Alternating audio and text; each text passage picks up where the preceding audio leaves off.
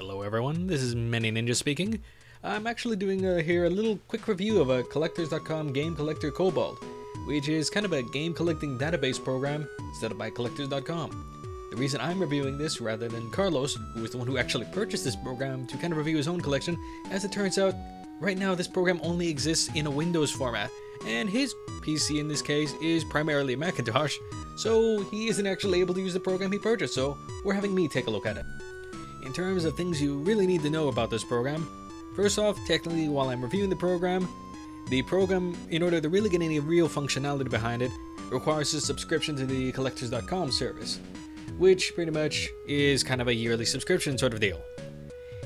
Of course, for subscribing, you get access to their particular database, which I will assume will actually update quite a few times over the period of the subscription, adding new games, information and such there. But you can basically add as you add things either to your actual collection list, your want list, things that are in transit. It's actually kind of surprising how many different little side lists they have on here. It will end up listing off information like who made it, the company that made it, produced it, year the game was made in, depending on what the actual game is. It'll list how many discs it is the thing is set up in, divide between a disc-based systems, cartridge-based system. It actually covers a nice little bit of information about what's going on there, as well as some other little fringe benefits like showing kind of a cover set up there, screenshots.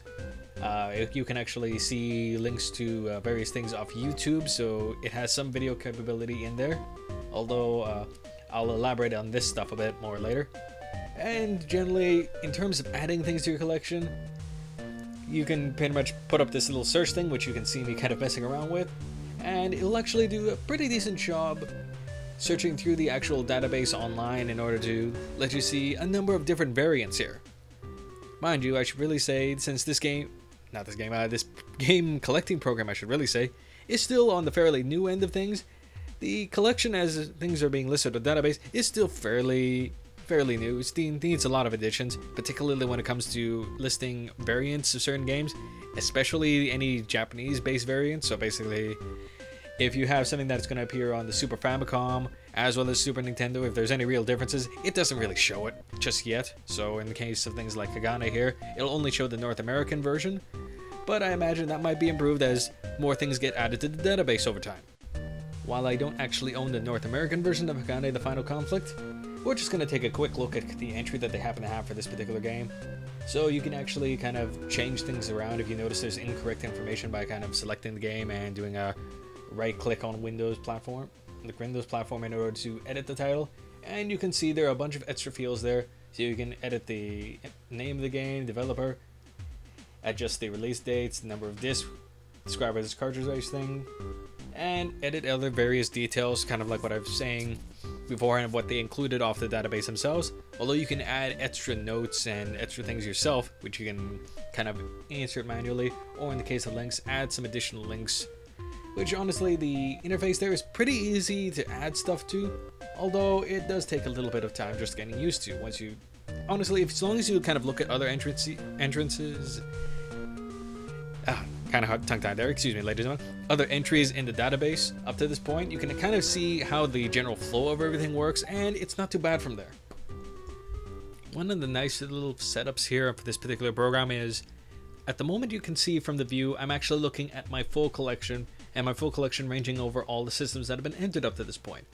However, I really just wanted to take a look at a specific systems collection. I can actually go and highlight that specific system off from the menu off to the left there in order to look at games just for that library. So basically I can just specify for my PlayStation 2, PS3 stuff, or my Nintendo games and Super Nintendo games. It probably has the most stuff entered up to this point, and it makes it a little easier to go around. Alright, what we're actually taking a look at right now in this current footage after a jump cut is I'm actually manually entering a new game into the database, which in this case is the Super Famicom version of Turtles in Time.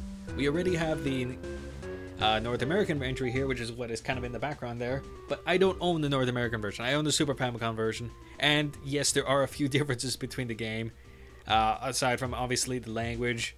There are also additional intro and outro quotes for the bosses. I believe in the North American version they only have one set of those, or applicable, And obviously things like the actual cover art and such also apply there.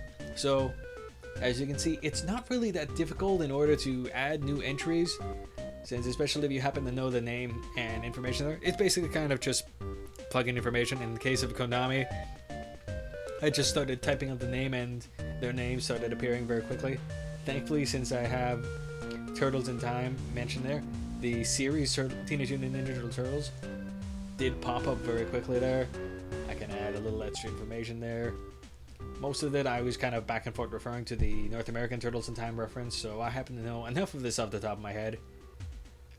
And in this case, I could also add in a custom picture of the actual Japanese art for this particular title. 1 second. Oh, I can see I'm right now in the default folder for the thing where when it looks for thumbnails and such for this, so I have to kind of pick this up from another folder. Just 1 second. Alright, just selecting the cover image here now that I got it. And generally speaking, you can add your own cover image, back image, and also little extra bits of information. Just for sake of brevity, I copied over some information over from the North American entry, borrowed from the collectors.com setup themselves in order to make a more complete Super Famicom entry for this. And that's generally adding things in a nutshell. The last thing really to look at is how you can actually view your collection. I've been using the default list view this whole time, although it does kind of show a small kind of side gallery view which shows the basic covers of all the games as described here, which you can zoom in and out of. And it also has one more view that honestly I understand why they did it, but it's just kind of overkill for me. It has a requisite iTunes cover flow knockoff view. I can understand how it might be nice to look at these things, but I imagine as I'm actually experiencing a little bit of slowdown even as I'm recording here because of the YouTube links that are in the entry. Once you really start looking at a bunch of things in your collection and trying to do the cover flow, you'll slow things down a bit more, even. And it's not like my computer lacks the power, which begs the question, what is this thing doing in order to cause it to have sluggish performance, switching from one entry to the next?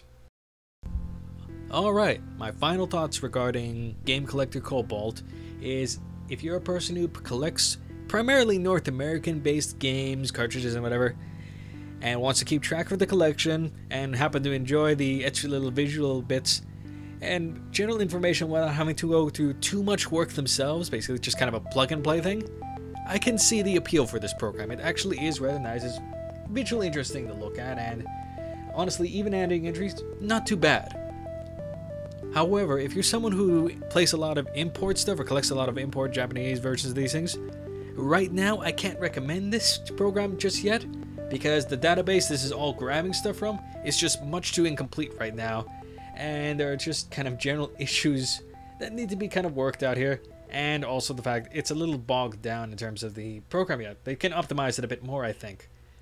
And that's my general thoughts for this. Thank you for watching and see you all soon.